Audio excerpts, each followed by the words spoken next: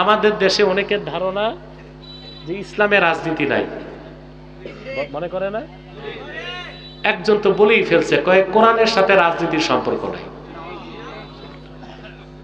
এই ব্যাটারে যদি বলি সূরা ফাতিহা পড়েন তো, ওর মাস্টার স্ট্রোক করবে। আর এ কয় কোরআনে নাকি রাজনীতি নাই। এর যদি বলা হয় যে ভাই তুমি সূরা ফাতিহাটা একটু পড়ো, এর মাস্টার স্ট্রোক করবে। আর এই ফতুয়া দেখবে কোরআন শরীফে রাজনীতি নাই। বনি ইসরায়েলের প্রত্যেক পয়গম্বর রাজনীতি করছে, এটা আমার কথা।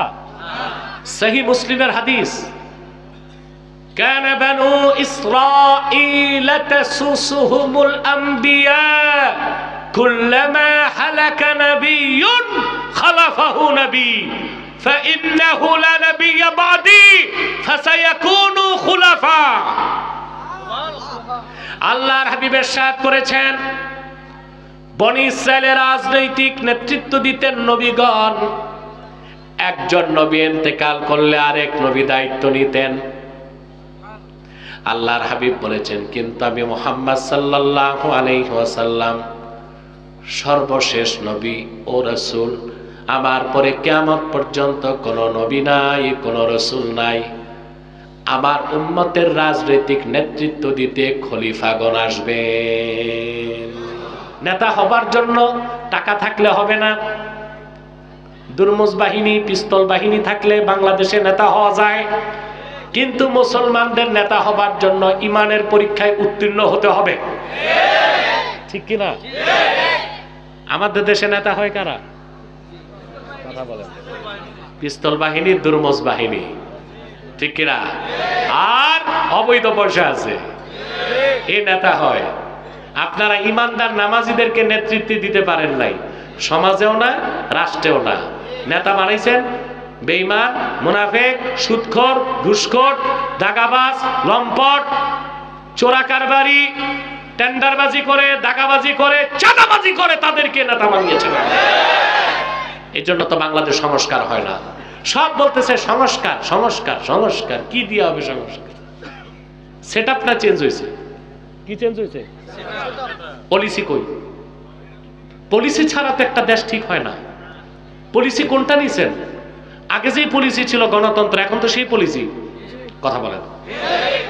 বলে সংবিধান পরিবর্তন হবে। হ্যাঁ, ধন্যবাদ জানাই বর্তমান সরকারকে, সুপারিশ করা হয়েছে ধর্মনিরপেক্ষতাকে বাদ দিবে। 24 বছর আমরা মাঠে ময়দানে বলে এসেছি ধর্মনিরপেক্ষতা কুফরি মতবাদ।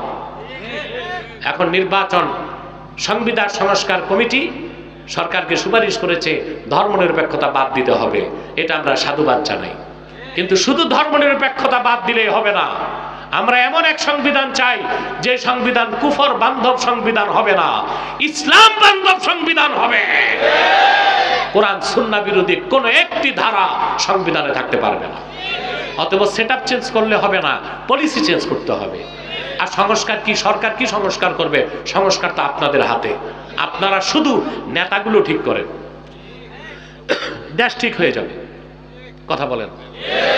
আরে ভাই, বাংলাদেশটা কি বাস আর ট্রাক যে হাতুড়ি দিয়ে পিটায় ঠিক করবে? কথা বল। মনে করেন, আমি একটা উদাহরণ দিচ্ছি। একটা বাস এই নবীনগর থেকে চট্টগ্রাম যাবে, খুব কমফোর্টেবল বাস, দামি, 40টা সিট আছে। কয়টা?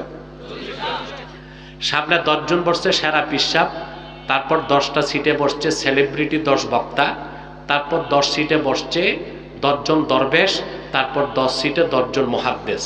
বাসে কয়জন? দামি বাস, যাবে কই? শুধু ড্রাইভিং সিটে বসায় দেওয়া হয়েছে এক ইয়াবাখোর মাতাল খেয়ে। বাস নিরাপদে চট্টগ্রাম যাবে?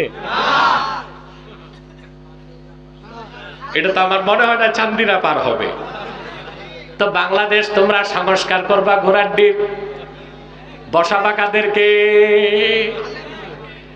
তোমরা তো যারা রাষ্ট্র পরিচালনা করবে নেতাগুলোর চরিত্র সংস্কার করতেছো না। কথা বলে না। দেশের পলিসি ঠিক হবে, সংবিধান ঠিক হবে, আইন সংস্কার হবে, রাষ্ট্র পরিচালনায় যারা যাবে ওদের অধিকাংশই তো মুনাফিক মাতাল, পশ্চিমাদের ট্যাবলেট গিলে বসে আছে। ঠিকটা ঠিক মতো বুঝা কইলা কথা বলে না, না আন্দাজি? আমরা হুজুগে বাঙালি না না বুঝে বাঙালি? না বুঝে বাঙালি। ঠিক কিনা কইলে কয় ঠিক, পরে চিন্তা করে কি ঠিক কইলাম। তাহলে সংস্কার কিন্তু আল্লাহ তাআলা আপনাদের হাতে রাখছে। তাহলে আপনাদের নেতা হবে কে? দুর্মুজ বাহিনী, পিস্তল বাহিনী আছে এমন লোক, না ইমানের পরীক্ষায় উত্তীর্ণ এইরকম লোক? নেতা হতে হলে পরীক্ষায় উত্তীর্ণ হইতে হবে। সুবহানাল্লাহ বলে।